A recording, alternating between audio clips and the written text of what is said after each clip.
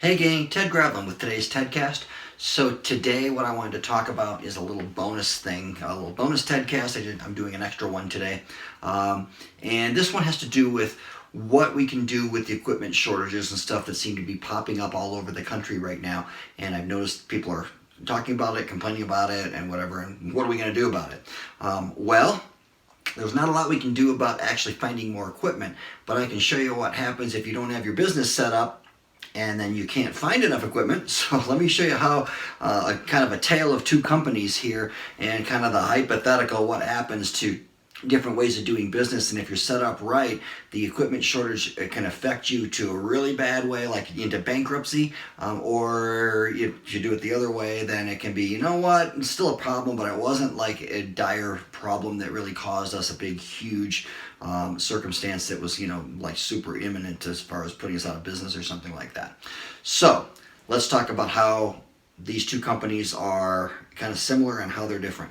So similarities are they're both trying to hit to $125,000 in sales in a period like a month. So just do 125. We'll use that as a number. I had to pick some, so I'm just giving examples to make sure show you how it kind of works out. They both have like $37,500 in overhead. Where did I get the numbers? Well, I used, somebody that I know, clients that I have, and how much are their numbers. They want to hit this and they got this, and you've kind of averaged some companies together. So this seems to be a number that happens a lot, and this seems to be a number that happens a lot. And let's say they're paying $2,500 when they buy equipment. So to buy a singular job, they're paying, around $2,500 for a condenser and a pad and a line set and a coil and a air handler or furnace. This is pretty typical. Sometimes it's higher and lower. Of course, I know depending on what brand you're using and who you're buying it from and stuff, but we're going to pick a number that's nice and round.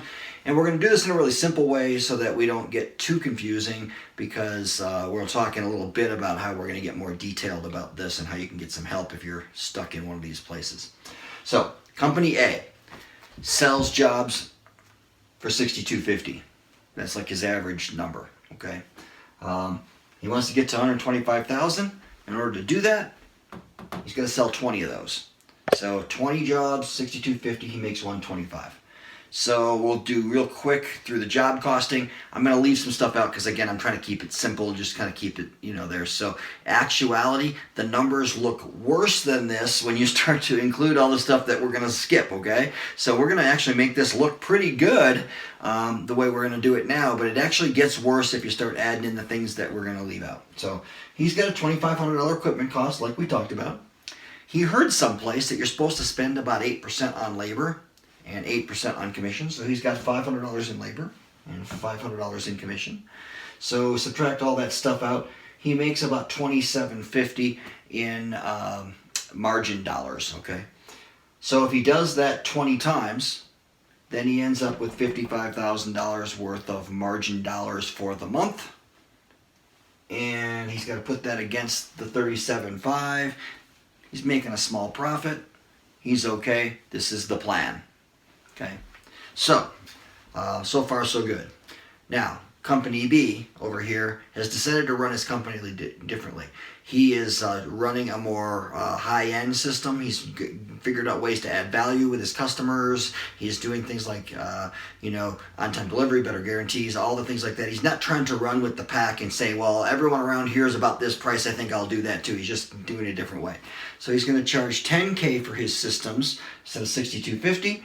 In order to hit $125K, he only has to sell 12 and a half of those. So I know half system's weird, but this is the way the math works. So he sells 12 and a half of those at $10K, makes $125. Now we'll job cost his out. $2,500. He's also going to use an 8% number for labor and for commission. So $800 and $800. I know, a number's higher than the $500. You know why? Because 8% of 10,000 is a bigger number. He gets to pay his guys more. He's probably attracting a higher quality guy because of that. He's not having the same conversations as often about I can't find good help. Now, obviously, we've got problems with labor all over the country right now. But he has less of a problem. He's paying his guys better, and the chances are if his guys went on unemployment, they're going to come back quicker, and he's got a lot less of this probably going on because he's just paying more because he can afford to. And if he job cost us all out again, it could get a little worse than this, but he's going to end up with $5,900 in margin dollars here. Does it 12 and a half times, $73,750 left over to pay overhead and whatever's left for profit. So of course he's doing pretty good. He's got a big number here. So that's all good as far as the plan goes under normal conditions. So you want to figure this out for normal conditions and then see what the heck happens if you suddenly have a problem like, oh my gosh, suppliers are not going to give us all the units we want. We're not going to get what we asked for. We're going to get less. Don't know how much less, but we're going to take a wild guess here just to see what happens. What happens if the manufacturer only delivers 10 units, regardless of what you ask for? That's what they got to give you. They got 10. They don't have another number. So this guy was counting on 20. He could sell 20 jobs, just can't get the equipment for it. Even if he could sell 20 and everything else was okay, just can't do it. So work all that out, same way we did, it comes out to 27.5 instead of 55. So trust me, I worked out the numbers. So he's making 27.5 in margin dollars. He's still got overhead, 37.5. He's got a problem. He's losing money.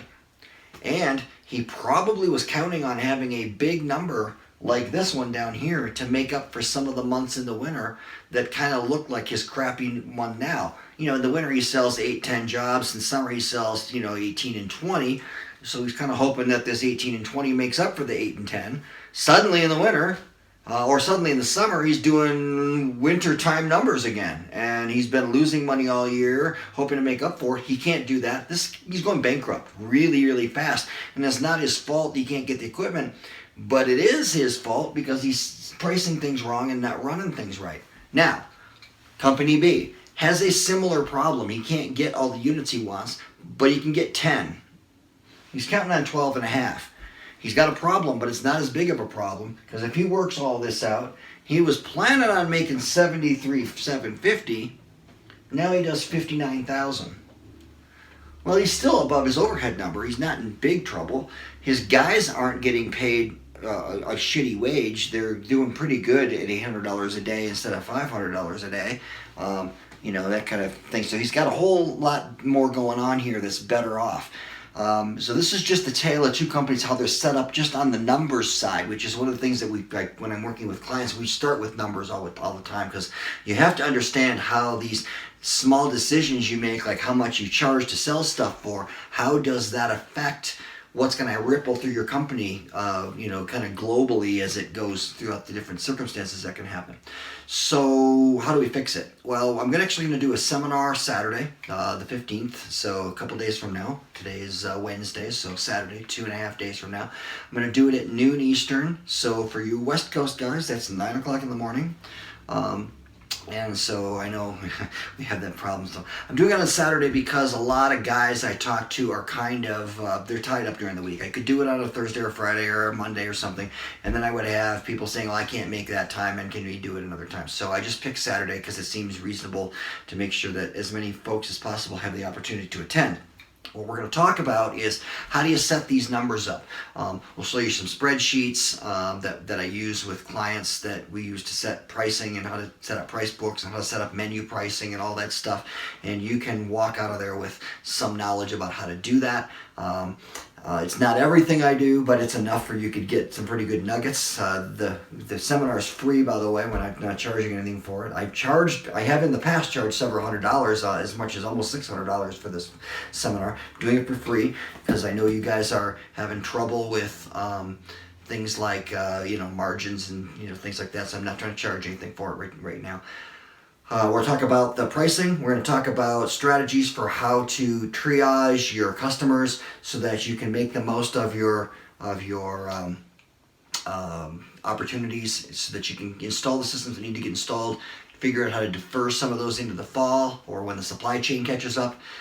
How can we do other options for sales process? How do we change out the menu? What are we going to do to present prices? How are we going to triage calls coming in on the phone? I'm going to talk about all that stuff on Saturday. Spend about an hour, hour and a half with it. So go ahead, click the link because you will need to register. If you don't register, I can't send you the link from Zoom to join the call. So you have to do that. Stick in your email and your name so I know who's registering and who's showing up. And we'll see you Saturday. That's the TEDcast for today. I hope to see you, and we'll talk soon.